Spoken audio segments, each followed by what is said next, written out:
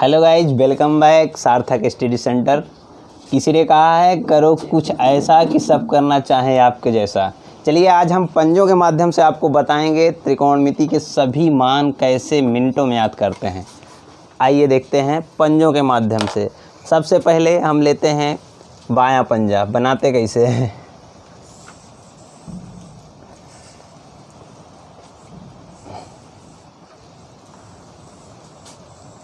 चित्र कैसा बना इस पे नहीं जाइएगा, हम अपने कॉन्सेप्ट पे चलेंगे। चलिए यहाँ पर 0 डिग्री, यहाँ पे 30, 45, 60 और 90। एकदम ध्यान से, जैसे पिछली वीडियो में हमने आपको बताया था, आपको पता होगा साइन थीटा का विपरीत होता है कोसेक थीटा, कास थीटा का विपरीत होता है सेक थीटा, टेन थीटा का विपरीत होता है कॉट थीटा। ये तो आप लोग जानते हैं। तो चलिए फिर बात करते हैं साइन थीटा और कॉस थीटा। सिर्फ 2 मान निकालते हैं, उसके बाद सारे मान आपके मुट्ठी में। चलिए साइन थीटा को जब हम निकालेंगे तो क्लॉकवाइज चलेंगे, और कॉस थीटा निकालेंगे तो एंटी क्लॉक चलेंगे। क्लॉकवाइज सीधा इधर की ओर, एंटी क्लॉक ऊपर की ओर। अब करना क्या है, आपको ज्ञात करना है साइन 45 की वैल्यू। इसमें सबसे महत्वपूर्ण बात यह है कि जिस अंगुली के सामने जो भी मान दिया गया है, जैसे आपको निकालना है साइन 45 की वैल्यू। अब साइन 45 की वैल्यू निकालने के लिए हम क्या देखेंगे, हम साइन को बताए हैं क्लॉकवाइज। क्लॉकवाइज कितनी अंगुलियाँ बच रही हैं, 2 अंगुली बच रही है। अब क्या करना है, √2/2, 2 सभी में लगेंगे, याद रखना है। और जब क्लॉकवाइज चलेंगे 2। अब क्या करते हैं, इससे हम मान निकाल सकते हैं √2 इंटू √2 2 के इक्वल होता है, तो 1/√2। ये आपका आंसर, सीधा आंसर आ गया। अब देखते हैं साइन 30 का मान। अब साइन 30 के बाद देखते हैं कितनी अंगुलियां हैं। अब बता रहे हैं 1, कितनी अंगुली, 1 अंगुली है। और इसके बाद हम क्या कर देंगे, √1 और 2 तो सभी में लगाना है, सीधा 2 रखिए। 1 की वैल्यू क्या हो जाएगी, 1 ही, 1/2 साइन 30 की वैल्यू। इसी तरह से हम साइन 60 निकालते हैं, साइन 60 की वैल्यू। आप साइन 60 के लिए क्या करेंगे, आप क्लॉकवाइज देखते चलिए, नीचे कितनी अंगुलियाँ, 3, तो √3/2 हमने बताया, 2 सब में लगना है, नीचे 2। अब आ गया आपका साइन 60। अब 90 की वैल्यू, साइन 90 की वैल्यू के लिए क्या करेंगे, नीचे देखिए कितनी अंगुलियां हैं, 1 2 3 4, तो √4/2। √4 को हम क्या लिख सकते हैं, 2/2 कैंसिल होके 1 आया। 90 की वैल्यू 1। मिनटों में सभी वैल्यू आपको पता हो गए। अब 0 के लिए देखते हैं, साइन 0 की वैल्यू क्या हो जाएगी, साइन 0 के बाद क्या है, कुछ भी नहीं है, तो 0 √0 का मतलब क्या हुआ, 0 ही, तो इसका मतलब 0 की वैल्यू क्या हो गई, 0। अब जब साइन की वैल्यू सभी की आ गई है, अब साइन का सभी उल्टा कर देते हैं। अब कोसेक के लिए क्या कर देंगे, कोसेक 45 इसी को पलट देते हैं √2। कोसेक 30 के लिए इसी को पलट दो 2।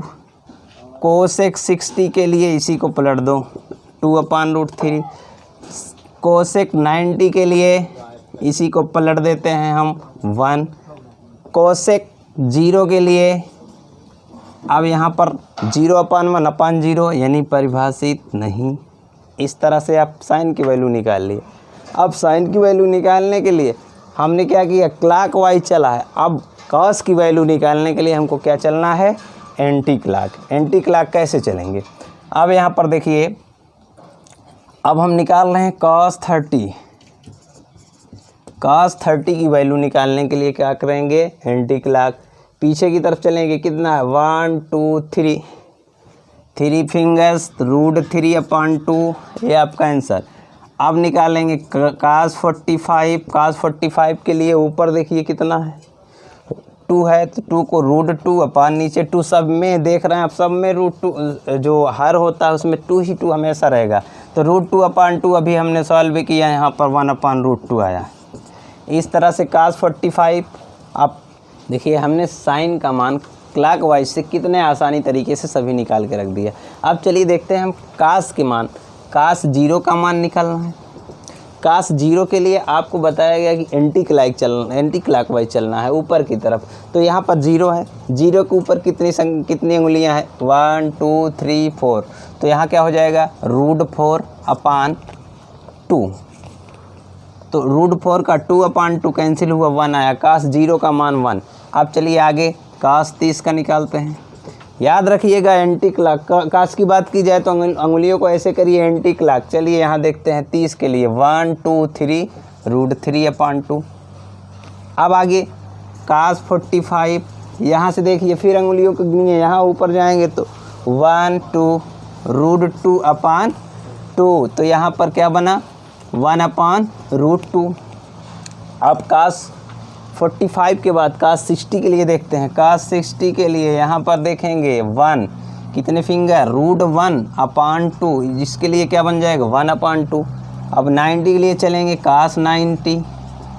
काश 90 के लिए क्या होगा, इसके पीछे अब कोई उंगलियाँ नहीं है 0, तो √0/2 यानी 0।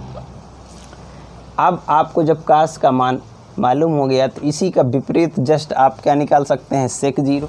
चलिए अब क्या करते हैं, इसका विपरीत निकालेंगे। काश 0 का हम सेक 0 से, सेक 0 के लिए क्या कर सकते हैं, सेक 0 के लिए 1/1 का 1 ही होगा।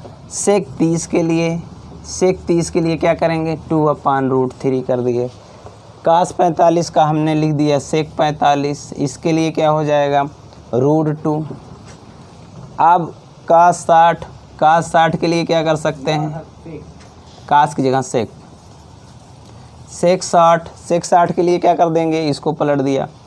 काश 90 है तो सेक 90 के लिए क्या कर सकते हैं 0/1, तो 1/0 परिभाषित नहीं। अब इसी तरह से आपको फार्मूले में पिछली वीडियो में बताया गया था, यदि आपको tan निकालना है, tan थीटा का मान निकालना है तो sin θ/cos θ। इसी फार्मूले से सभी tan के मान निकाल लेंगे। अभी आपको निकालना है tan 0 के लिए sin 0 और cos 0 का मान। sin 0 का मान 0, cos 0 का मान 1, यानी कि tan 0 का मान 0 आ गया। अब चलते हैं tan 30 के लिए sin 30 cos 30, देखिए sin 30 कितना 1/2, cos 30 कितना √3/2, ये 2 से 2 कैंसिल 1/√3। tan 30 के बाद tan 45, इसके लिए क्या कर सकते हैं sin 45 ऊपर लिखा गया, cos 45 नीचे लिखा गया, दोनों कैंसिल 1। tan 45 के बाद tan 60 के लिए हमको sin 60 में जाना है, sin 62 √3/2, नीचे cos 60 1/2, 2 से 2 कैंसिल हुआ, आपके पास मिला √3। इस तरह से निकाल सकते हैं tan 90 के लिए sin 90 cos 90 sin 90 1 cos 90 0 1/0 परिभाषित नहीं। इस तरह से आप अपनी हथेली के माध्यम से पूरा मान निकाल सकते हैं। आप सिर्फ आपको यही याद करना है कि साइन के लिए क्लॉकवाइज और कॉस के लिए एंटी क्लॉक, और सिर्फ काउंट करना है 45 निकालना है। तो साइन के लिए हम नीचे की उंगलियों को गिन करके 1/2 करेंगे रूट के अंदर लिखकर, और कास के लिए ज्ञात करना है तो ऊपर की उंगलियों को काउंट करके रूट के अंदर लिखिए और नीचे 1/2 करके सारे मान आपको कंप्लीट हो जाएंगे। इस तरह से आप tan का निकाल लिए हैं। tan का निकालने के बाद यदि आपको काट चाहिए तो इसको पलट लीजिए।